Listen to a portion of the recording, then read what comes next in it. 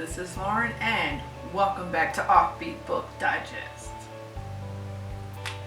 So, today is my first official, hopefully properly recorded Whine Friday. I know it's a little bit dark in here, but my lighting in my apartment sucks, and I work a night shift. It's the only time I have any energy, and since I got off early today, this is what you get for now until I get, some kind of something regulated. So I've been gone for a while, and for somebody with a new channel, I have not been uploading at all, but I'm still trying to figure out, like the sound to aperture to whatever ratio in my apartment, and I had to get a new camera lens because mine was way too high of an aperture for how dark it fucking is in here all the time. So, hopefully this is a lot better. What I'm gonna whine about today, and some of you are probably not gonna enjoy it, and yes, my wine is in a Broncos cup. Because I'm a classy lady. And I don't own any wine glasses yet. I left all mine in Texas. Anyway, what I'm going to whine about today, and some of you are probably not going to like it, but this Friday's subject is, you do know YA is for young adults, right?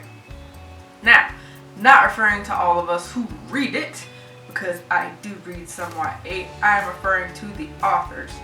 And the reason I said that is because in December, I read this book, The Girl of Fire and Thorns by Ray Carson.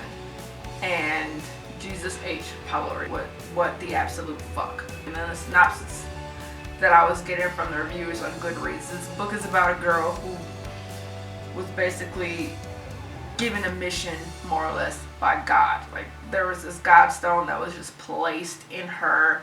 Don't even get me started on the fact it's in her goddamn belly button. But, this God stone was basically placed in her on the day of her christening or baptism or whatever.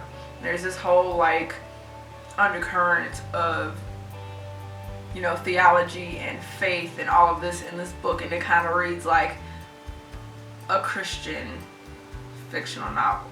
Where my problem comes in is that what is mentioned a lot, in Goodreads, in the comments and whatever, in the reviews, is that everybody's all, finally we have an overweight heroine. But this, basically got my hopes up for nothing. So this entire book was very, very, very not subtle fat shaming. Nobody had any kind of respect for her, despite the fact that she is brilliant.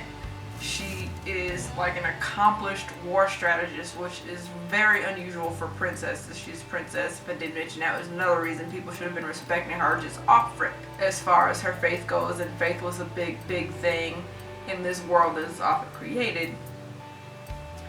She, could basically read and was fluent in languages that were nearly dead.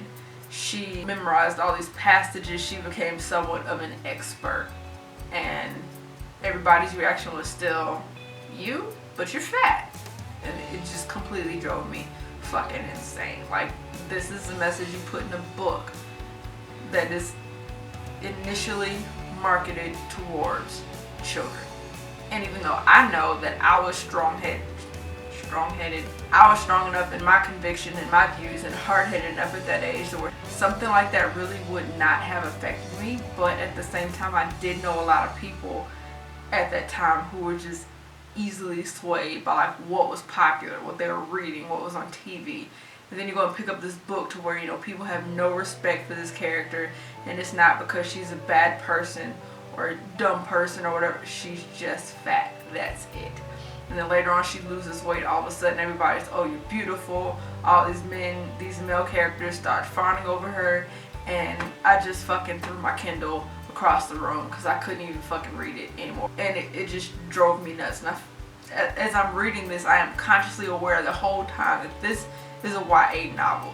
This is a book that is intended to be, read by people that are still very impressionable, a lot of them. Just, why?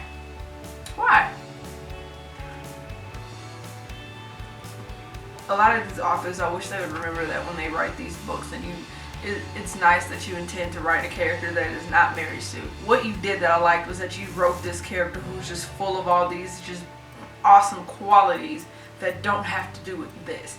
But then you turn around and you just negate all of it because she's fat. Like, you wrote a world where the characters were just like, I don't care that you're smart, I don't care that you're, you know, kind person, I don't care that your faith is a beautiful thing to behold. None of that matters because you're fat. I don't know. Maybe it's just because of my job and I deal with a lot of image issues of other people, but this kind of thing doesn't help. Like, even though I've never really been overweight, there are, of course, just like everybody else, I have things that I'm not happy with, but shaming somebody or just, you know, writing a character that is just constantly nitpicked, a character who already is supposed to, princesses are, in most cases, you know, most books rather, you know, either these sweet pions of virtue or they're like arrogant jerks, but none of them have like this kind of an issue. So I appreciated what you tried to do. But remember still that kids are reading this book, and if you just write a character that is constantly just harangued and brought down to, and it's just kids, guys. Remember, kids. Yeah, we can probably overlook it, and at 30 years old, I sure as hell can, but there are even some adults that I know that this kind of a thing just sits and it picks. Just, that's all I got, because I'm frustrated and I can't even articulate. But that just, Thanks for watching, guys. Bye.